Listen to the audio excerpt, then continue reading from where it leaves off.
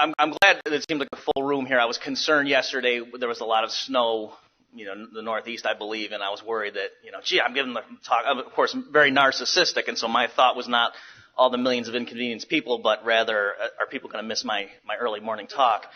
So I'm glad to see most of you got here. I was flying from Nashville, and there was a delay for my first flight. It was a 2-hour delay. And I was actually pretty calm about it. I was saying, okay, it's the weather. What can they do? I wasn't, going to be angry at the airline. So we're sitting in the lounge area waiting, and then the announcement comes through, and they said something like, folks, they kept pushing back the departure date or time by 15-minute intervals. You know how they do that? Like they say, we're going to start boarding in 15 minutes, and then 15 minutes pass. They say, we're going to start boarding in another. So they keep, pushing back the time of recovery, if you will, sort of taking a cue from the government. And we're all sitting there, and then at one point though they said something like the maintenance crew tells us that it should be any minute now, and that struck me as odd. That if it's maintenance, what does that have to do with the weather? Is this like some sort of climate engineering?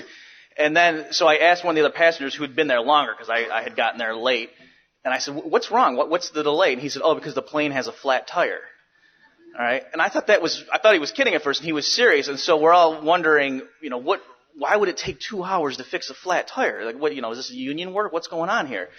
And it turns out, does anyone know the answer why it would take 2 hours for them to fix the tire? Because they had to fly the tire in from another city. I mean, come on, don't you guys work in the airlines?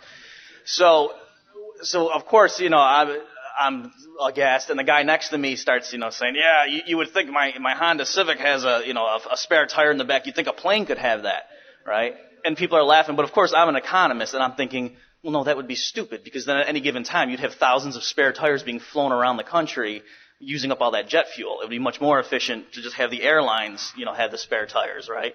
So the way I condensed that for the guy is I just said, well, it's not like they could pull over up there and change the tire, right? And he didn't appreciate that because I was sort of, making fun of him. So we get on the plane. And of course, who's sitting next to me but that guy, right? And incidentally, if he somehow is seeing this on the internet, you were a wonderful companion. I'm just doing this for the joke material. And so we're talking, and I actually was interested in the guy because he said he was a defense lawyer. So like, oh, that's interesting, and he was, and he had been complaining about the federal government in terms of the FAA and, complaining about the airlines and so on. So I was like, this is my kind of guy, all right, And so I start talking, and then he starts, I didn't prompt this at all. He starts railing against how the bankers own the politicians, and these big banks are, taking over, and they buy and sell legislators and stuff. And at first he was a little bit timid, and he said, now when I say they buy and sell, I just mean they influence. And I'm like, don't worry, you're not offending me. It's, please continue. And so, because I'm sitting here reading The Creature from Jekyll Island, and this guy's, worrying he's going to offend me, my sensibilities. So he's going on and on about this, and then he says, and of all the two parties are all the same. He said, there's just one politician out there who's willing to stand up and tell these big bankers what's up. And so, of course, I'm getting ready to say, well, you'll never guess what I'm doing tomorrow, thinking he's talking about Ron Paul. And he goes, and that politician is Bernie Sanders. And I was like, All right, so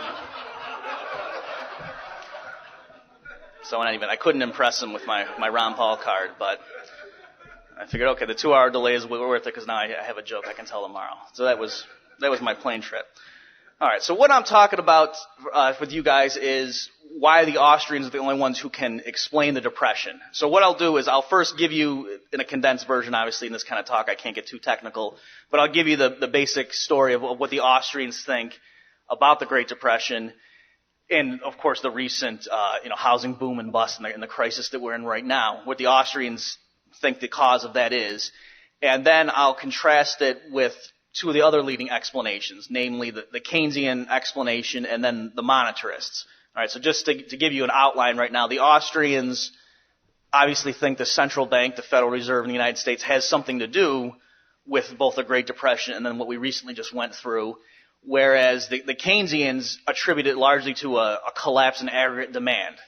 To put it bluntly, they don't think people are spending enough, right? And so the Keynesians think if consumers, because they get skittish or for some reason pull back and stop spending, well, then aggregate demand collapses and it's a downward spiral.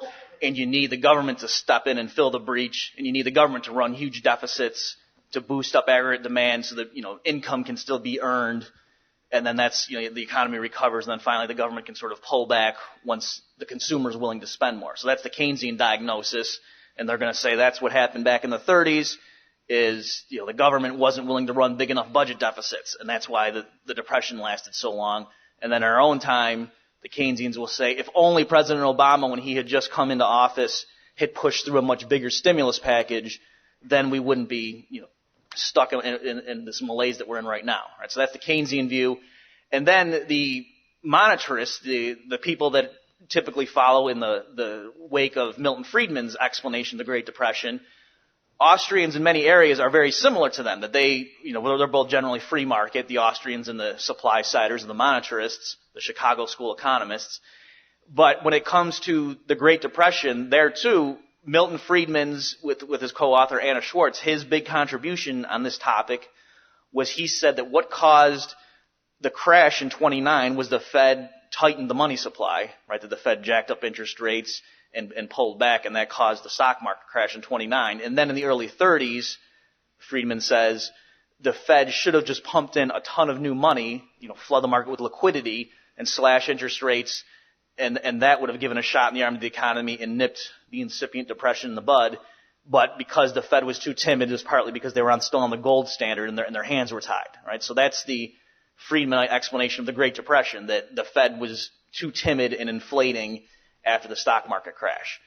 And then in terms of more recent times, again, a lot of people in this tradition of Milton Friedman say, if only Ben Bernanke hadn't been so timid, they can't understand, if you read the blogs and so forth of these guys, PhDs in economics, these aren't hacks, or not that the two are mutually exclusive, but saying with a straight face that, Ben Bernanke, we can't understand. I mean, it's really amazing when you read these things. Like, these people, they're just like, what is wrong with Ben Bernanke? They're going back and looking at his academic papers and seeing the stuff he said back when he was an actual academic economist, and his specialty was the Great Depression. And they're looking at his policy decisions now, and they say, well, I can't understand, so I'll leave it to other speakers to speculate on the motives and so forth, but it just, they can't understand why someone who was able to hand out billions of dollars to the world's most powerful bankers might be deviating from his, dissertation committee topic. So in any event, that's their mentality.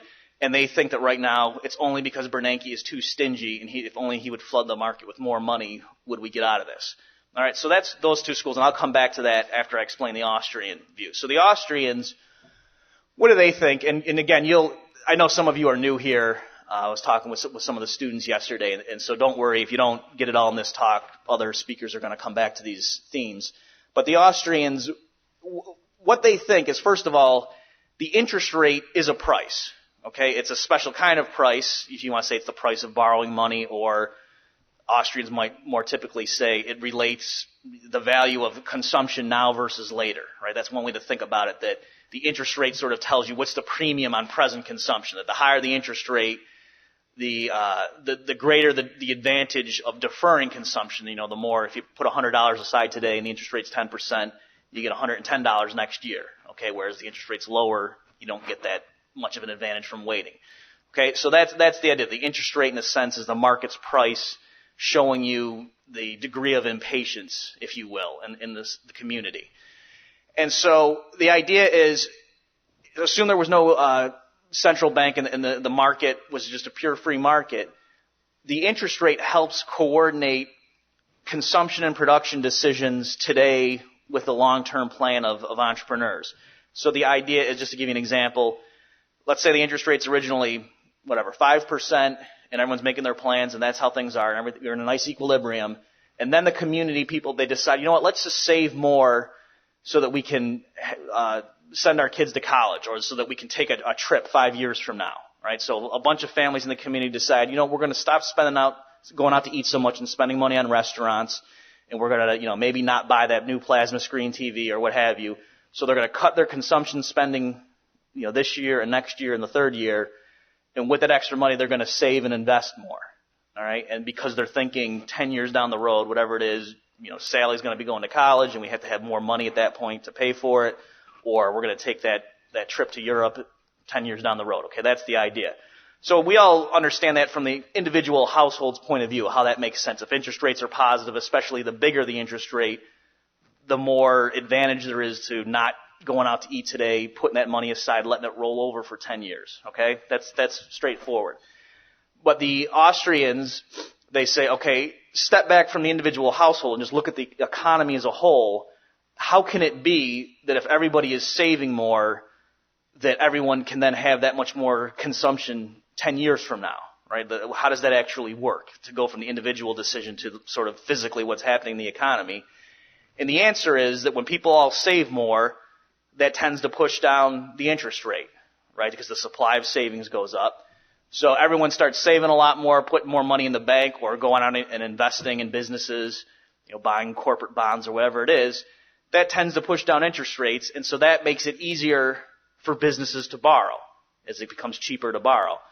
And so the idea is what's happening is people are saving more. They're not eating out at restaurants as much. So the restaurants, their business is down. They lay off some workers. But then other industries that are more future-oriented, they have longer-term horizons, because the interest rate falls, they're able to expand, right? So it's not that you just see unemployment go up and that's it. It's rather certain sectors shrink, and that frees up workers and other resources to go into the expanding sectors, okay? So there's a coordination problem that if the businesses who are going to be selling more stuff 10 years from now, like the companies that are in charge of giving cruises to Europe, they obviously have to, for this all to work smoothly, they have to know that 10 years from now, all these people are planning on taking more trips. But you get the idea that physically it's possible that people consuming less now frees up resources that don't just sit there. They get redirected into some other project. So the economy can sort of shift from producing plasma screens and sports cars and fancy dinners now, and it just starts producing different things. Like maybe it produces drill presses or components for an assembly line or other things that are used in long-term production. Okay, so that's the idea, that it's not that the economy, if people stop consuming, just withers away. It just reconfigures itself. And yeah, there's a transition period, especially if consumers make this decision and it's unexpected, but that's the idea in the Austrian view. And the interest rate is one of the key ways that the market economy sort of regulates itself, that all that information gets communicated around, that when people are saving more, it pushes down the interest rate, and the low interest rate is sort of a green light to the entrepreneurs saying, okay, it's okay to invest in longer term projects. Okay, so that's the basic idea. And that's what would happen if there were a free market. So now the issue is what happens if there's a central bank like the Federal Reserve and they just come in and decide to stimulate the economy by pushing down the interest rate. And when Ben Bernanke pushes down the interest rate, it's not that he had a bunch of his own saved up funds and he decides to lend them out, right? No, when Bernanke pushes down the interest rate, he writes checks drawn on thin air and buys assets, and that floods new money into the economy. So for our purposes, you can think of it just as he's literally running a printing press, cranking out $100 bills and buying stuff with it. I mean, that's not literally how it happens nowadays, but it's economically equivalent to what they do.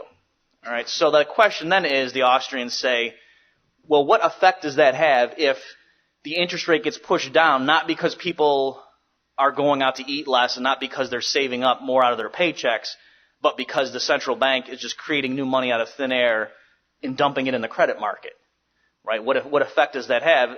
And the Austrians say, well, it leads to an unsustainable boom, that the interest rate goes down and businesses still respond as if it were a legitimate drop in the interest rate caused by extra saving. And so businesses start hiring workers and they start expanding their operations, making long-term investments because that's what the interest rate helps to coordinate. But of course, that's a false signal. There isn't more saving available. Actually, it's the opposite, that when the interest rate goes down, people save less. And so the Austrians say when the Fed tries to stimulate the economy by pushing down interest rates, it creates this artificial or unsustainable boom. And that you can get by with it for a few years because, first of all, the prices are all screwed up and on paper it looks like businesses are very profitable, but in fact the economy is consuming its capital, right? That there actually isn't more stuff to go around and it is physically impossible. You can't have people consuming more buying more plasma screens and going out to eat more, and having businesses building more factories and so on. There's just not enough physical resources to go around. So again, when it was legitimate and a sustainable expansion, what would have happened is some sectors would shrink, free up those resources, and the other sectors would expand. So there was no free lunch going on there. It was one thing, scaled back while the other thing scaled up. Whereas during the unsustainable boom, there's a period at which it seems that everything's growing at once. And so it's a subtle point, but the Austrians say, of course, that's not possible. What's happening is people are being fooled. So to give you a real-world example, during the housing boom years, you had businesses were expanding, of course, especially in the housing sector. People were building new houses as if there was all this extra, resources available. But at the same time, the consumers were going out and buying plasma screen TVs and buying all sorts of electronics goodies from other countries. And what you had was the country as a whole was living beyond its means, right? That it was consuming more than its income. And you could do that for a few years, and we did, but the idea is eventually something had to give, that's not physically sustainable. And so eventually the crisis sets in. So the Austrians say the crisis can come sooner if the central bank comes to its senses. Often it's because the price inflation measures start rising, and the central bank gets nervous and starts raising interest rates and not pumping in as much new money. And then once the interest rate rises, that makes prices closer to what they should have been. People see, oh my gosh, we shouldn't have been investing so much. They start laying off workers and scaling back. Okay, and the economy moves back towards where it ought to be. So in the Austrian view, it's almost the exact opposite of the conventional analysis. The Austrians look at the unsustainable boom and say that's when mistakes are being made. That's the bad period when resources are getting misallocated. So like during the housing boom, for example, the Austrians will see all these new homes being built knowing there's not going to be enough real demand for that there aren't enough new people being born or coming into the country to live in these houses. We're overbuilding. And so every time they lay a new foundation and they start devoting wood and marble and glass into a house, the Austrians say, okay, that's more and more resources that are now being irrevocably locked into that particular structure when they should have gone somewhere else, or a certain proportion of them. There shouldn't have been so many houses built, and that was a genuine mistake, a misuse of resources. So it was during the housing boom, the Austrians would say, that things were bad. In the same way, in the late 1920s, the boom in the stock market, that was a signal that something was wrong as far as the Austrians are concerned. And then it's after the panic sets in and the crash that the Austrians say, yeah, it's painful, but that's actually the recovery. That what's happening in a crash period is workers and resources are getting released from those sectors where they shouldn't have been in the first place, where they were just pushed there because of the Fed's manipulation. And so it's in the recovery period when all those workers are getting rediverted. And so in a free society, just think about it. How would you get, let's say you buy for the moment the argument that, yeah, there were too many workers in housing during the housing boom years, and there were too many, smart people that were in the quantitative finance field. There was all this attraction to Wall Street of, these PhDs in physics and so on. They could have been probing the depths of the universe, and instead they were, cranking out CDOs and stuff. All right. So there was a sense, a great misallocation of the economy's resources. And so then the question is, well, how do you fix that? How do you get those people out of those industries and where they ought to be? Well, if you had socialism, you could just had, the dictator order them and say, okay, tomorrow you guys who used to be, putting shingles on a roof or whatever, now you're going to go do something else. You're going to go build roads in Atlanta, right? You could just order people around and there would be no recession. There would be no unemployment because everyone would just go do the job that the dictator assigned to them. But in a market economy, of course, people have the freedom to choose their occupations. And so the way that occurs when the economy has been in an unsustainable configuration, the way it readjusts is there has to be a period of high unemployment, right? People have to get laid off from the sectors where it's just not profitable to have them, and then they're unemployed, and it's up to them to look around and say, what's the best thing I can do now? And if that happens to millions of people all at the same time, that's what we call mass unemployment. All right, so again, in the Austrian view, it's the opposite of what we're used to, that it's the boom period where waste is occurring. And so the goal for policymakers, according to the Austrians, is not to say, gee, how can we keep the boom going? Because no, every year the boom progresses, that just digs the economy deeper and deeper into this mistaken path. And it makes the bust that much worse. And by the same token, the goal is not to end the bust period from the Austrian point of view. No, it's to sit back and do nothing and let the economy cleanse itself from all those mistakes made during the boom. Okay, and again, the thing driving all that in the Austrian view is the central bank's manipulation of the interest rate, because it's the interest rate in a free market that coordinates production and consumption over time. Okay, so that's the Austrian view. Specifically, when you say, what about the Great Depression, what happened there? You had a boom in the late 20s, and if you want the full story, you'll have to buy my book that's available. I'm just going to tease you now with it. So there's an unsustainable boom. You saw the stock market rise, and again, the issue, most economists, from your point of view, if here's a chart of the U.S. stock market, it's coming along in the 20s, it's appreciating, okay, and then around 26, 27, it really starts taking off, and it gets real high, and then it just crashes in 1929. But if you looked at it, the height of the stock market after it crashed in 29 was not lower than it would have been if there had just been normal growth all through the 20s. Okay, so the Austrians say it's not so much what made everything, what pulled the rug out from the stock market in 29 for some reason, and so we're just going to focus on 1929 and try to figure out why did it all fall apart. The Austrians are going to say, no, what pushed it up to these incredible heights in 27 and 28 and early 29. Okay, that's the difference in philosophy. All right. So now let's look at some of the two leading rival schools of thought. We've got the Keynesians, as I say, and here the classic example would be Paul Krugman, Brad DeLong, if you're familiar with him, but also Christina Romer, who is the chairwoman of the Council of Economic Advisors to President Obama.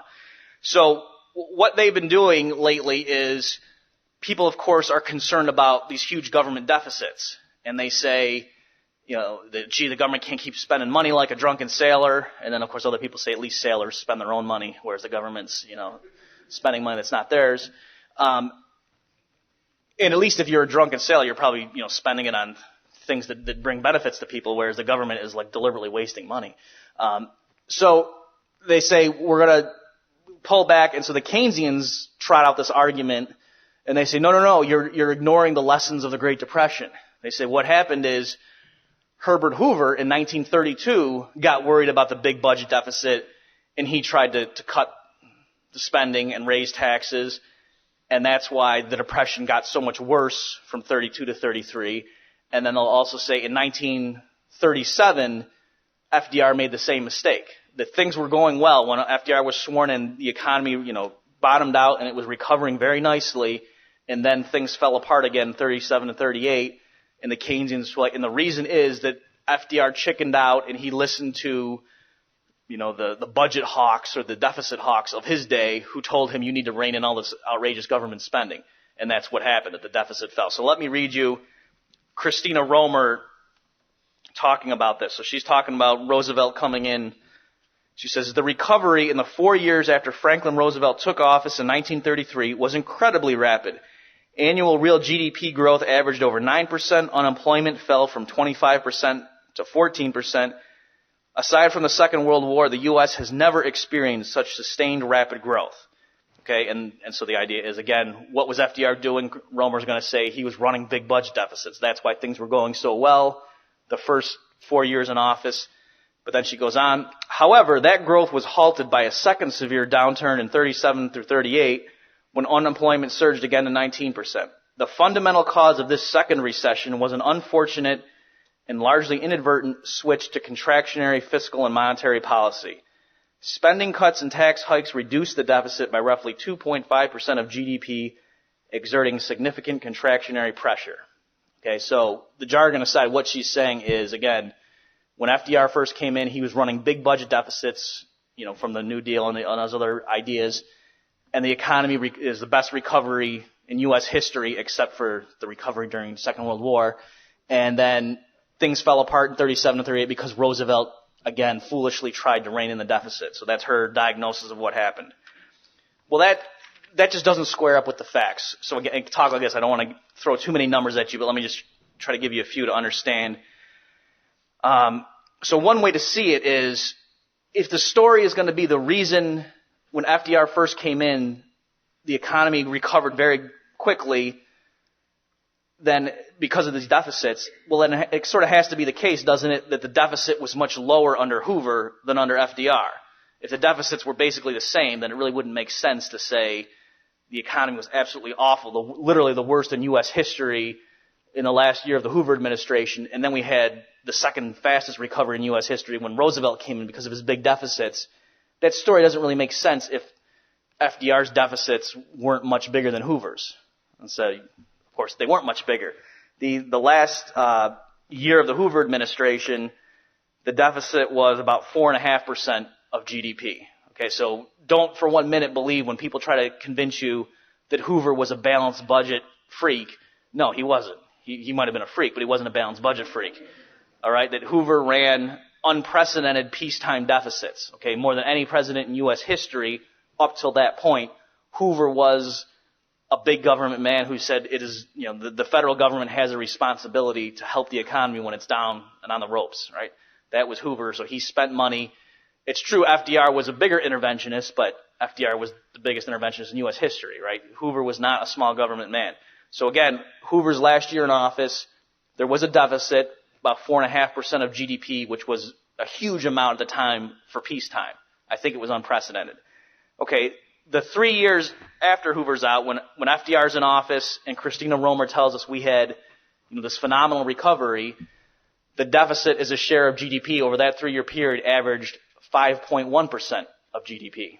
Okay, so we're talking about a 60 basis point difference between unemployment of 25% under Hoover, the worst economy ever, and then the most phenomenal recovery, right? Because of a 60-point increase in the deficit as a share of the economy. So again, my point is that doesn't make sense. That can't be right. That little tweak in the deficit is the difference between the worst economy ever and the best recovery ever, the second best recovery. That just doesn't make sense. Then going the other way, we can look at the end of World War II. All right, so here the government, of course, was spending a huge amount of money.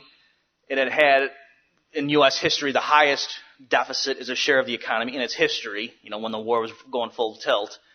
And then, of course, the U.S. wins the war, starts calling the troops home and slashing its spending, right? And so a lot of Keynesian economists, and Tom Woods has collected some really great quotes on this that he can share with you.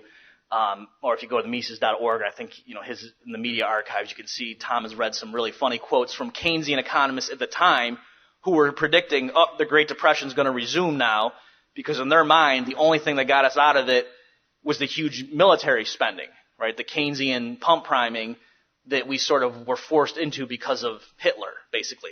Say what you will about Hitler, but at least he got us to fix our economy. That's the mentality. And so then they were saying, now that the government's going to cut spending because of these, moronic Republicans and so forth in Congress who want to cut spending and think that government is like a business and it needs to cut back once the emergency's over, we're going to just get plunged back into the Great Depression again. Well, you would think that would happen. So let me just give you the numbers. The deficit in, 1945 was 21.5% of GDP, right? So just a huge fraction of the economy was being borrowed and spent by the government. Then 2 years later, because they had been slashing spending, obviously, after the war was over, the deficit was gone. The budget was in surplus, 1.7% of GDP. Okay, so again, huge swing from a 21.5 share deficit to this slight surplus. So you would think, we would just be plunged into absolute chaos, but no, there was no post-war recession. Technically, if you look at the official dating committee, there was a recession in 1946. But again, that's mostly because the way they define it is they look at gross GDP figures and what changed. If the government stops spending so much, that's a huge component of GDP that gets knocked out. And so that's a recession technically. But the unemployment rate in 1946 was all of 3.9%.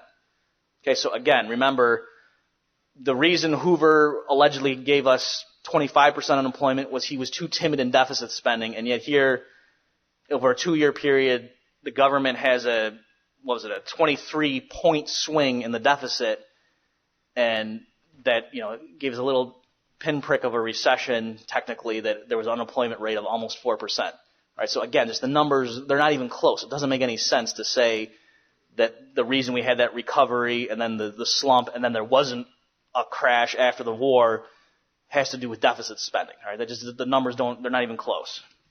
Okay, let me move on to the other main explanation that you'll hear, and that's, again, I'm sort of lumping all these schools of thought. Obviously, there's nuanced differences between particular economists who would all fall into this category, so I'm not trying to lump them all together, but basically, the argument here is, yeah, fiscal policy is fine. We agree with the Austrians that that's a waste of time, but we think, and we would be monetarists or supply-siders or Chicago school types, would say we think that it's monetary policy, and they'll say things like the Fed has a lot of ammunition left, and you notice how there's always this war mentality that it's the Fed, blowing up the economy, that the Fed has a lot of ammunition left. Why would they say the Fed has a lot of tonic left or a lot of medicine left? They don't say that. They say the Fed has a lot of ammunition left, and so and you wonder why is the Fed blowing up the economy. So their view again is that what happened in the 30s, first of all, the stock market crash, they will typically say, is because the Fed tightened. That's what Milton Friedman and Anna Schwartz said, that the Fed tightened in 29. That caused a crash, and then the Fed, for some inexplicable reason, didn't inflate enough. Prices started collapsing, banks started failing, and then there was just a vicious downward spiral because the Fed didn't just come in and just print money like crazy. And that's what happened with the Great Depression. And then again, in our time, if only Bernanke would pump in more money. So the guy I'm going to pick is the representative of this train of thought, is Scott Sumner. Now, he's not a household name, but I'm picking him to try to be fair because he's actually a very sharp guy. He's actually very intellectually honest. Like, I can have a discussion with him and, he'll concede some points, I'll concede some points, and it's not a shouting match. And I'm picking him because I think he's a really good scholar. And so, to give this argument its fairest hearing, that's why I'm drawing from his work. So he's working on a manuscript about the Great Depression right now, and on his blog he posts little excerpts from it. So let me just read to you from some of his discussion. So this is Scott saying, I believe the Great Depression had two primary causes. One cause was deflationary monetary policies during 1929 to 33, and then from 37 to 38. And he also talks about some nominal wage shocks in the middle of the 30s due to the New Deal. And this is why the Great Depression lasted 12 years, ending about the time of Pearl Harbor. So I like this part. I don't know what ended the Great Depression, and don't really discuss it in my manuscript, but I suspect it had something to do with the German invasion of France. All right. So that'd be funny to put on somebody's tombstone, I think. And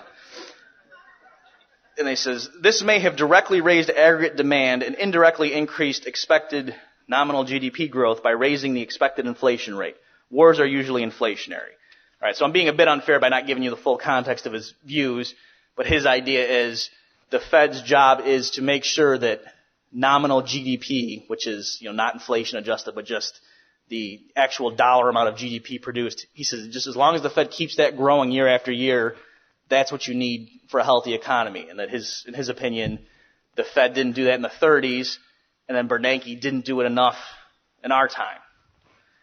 All right, and then later on, in a different post labeled, What Caused the 1929 Crash? Scott says right off the bat, I don't really know what caused the crash, but I think I have as good an explanation as anyone. All right, so again, you see what I'm saying, that when I say he's intellectually honest, like he's just coming forward and saying, I don't really know. So he doesn't know what caused the crash, and he doesn't know what ended the Great Depression, but he's going to tell us the Fed should pump in a lot of money, then and now. Even though in his story he can't really get the beginning and the end right. Now I only have, I think, 1 minute. Let me just jump ahead and give you some more numbers. This is actually good because I had a lot more numbers to throw at you, but you're being spared because of the clock. Again, let me just show you how, in my opinion, absurd this is. This doesn't make any sense. It's not even the same zip code, right? These numbers, they don't work. Again, this guy, he's blaming the slump back then and now on the fact that the Fed was too timid. And the way to see that is to contrast it. Tom Woods has done this a lot in his work too, with the 1920 and 21 depression. Okay, so again, I'm not going to be able to do it right now. I'm running out of time. But if you go and look there, the government slashed its spending by like 82% over 3 years because that was the end of World War I. So the government totally cut spending. The Fed jacked up its interest rates to record highs. and you had more price deflation than in any single year period in the 30s. So everything that the government and the Fed were supposed to do, according to the monitors and the Keynesians, they did the opposite of in the 20 to 21 depression. And as we all know, the 1920s weren't so bad economically, the roaring 20s, compared to the 1930s. I'll just give you one last factoid. So I emailed back and forth with Scott and asked him, I said, well, how come, what did the Fed do right in the 1920-21 depression to nip that in the bud and then have the roaring 20s? And he said, oh, because they expanded the monetary base in 1922. That's what got them out of it. And so I just ran the numbers. In the last quarter of 1922 was the biggest growth of the monetary base, and that was an 11.1% annualized rate. So again, this guy who thinks it's all about the money supply, an 11.1% boost in 1922 is what saved the day. And he thinks nowadays Bernanke's just being too timid. In the first quarter of 2009, doing an apples to apples, the number, what's the analog of that 11.1% nowadays? It's 245.9%. Okay, so I know these numbers you might be getting lost. What I'm saying is the thing that did the trick back in 1922, according to this monetarist guy, was an 11% bump up in the money supply. And now Bernanke just did a 245% increase at an annualized rate. And the diagnosis, his prescription is to say, well, obviously Bernanke didn't inflate enough because we're still in recession, right? So Bernanke needs to print more money. Okay, last sentence, and I have to get off the stage. Is it just an empirical matter and the Austrians are just number crunchers? No. I have a theory, and now go with me on this one to explain these results, these crazy results. And my theory is two-pronged. First of all, the government seizing resources away from the private sector through borrowing and spending them doesn't make us richer. Okay, so that's sort of the way I explain these Keynesian results. And then as far as to explain these numbers referring to the monetary experience, my other crazy theory is printing up green pieces of paper with pictures of the president on them doesn't make us richer.